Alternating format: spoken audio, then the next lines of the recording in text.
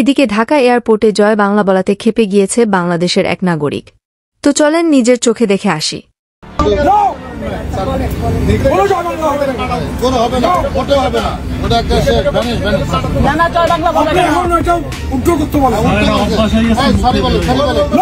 আপনি কথা বলবেন না এখানে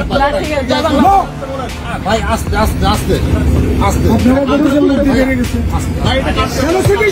উনি সিচুয়েশন জানে না, আমি মাপ চাচ্ছি। আপনি ক্ষমা চান, বলেন যে আমি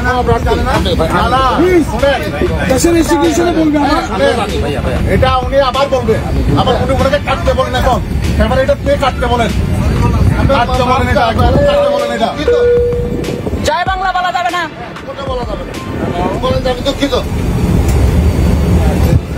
ওনাকে বলতে পারিনি জয় বাংলা বললো কেন? হ্যাঁ, দুঃখিত বলতে বলেন, দুঃখিত বলতে বলেন, সরি বলতে পারেন। ইয়েস, জয় বাংলাদেশ, সরি বলতেছে, সরি বলতেছে, ওই যে বলতেছে আমরা দুঃখিত বলছে, দুঃখিত বলছে, জয় বাংলা বলা যাবে না। On behalf of Viman Bangladesh Airlines Captain Moin and our flight number BG617 to Jakarta. Our flight political recruit, all are political recruiter. কেন নতুন হবে? জয় বাংলা বলা যাবে না এখানে, জয় বাংলা বলা যাবে না।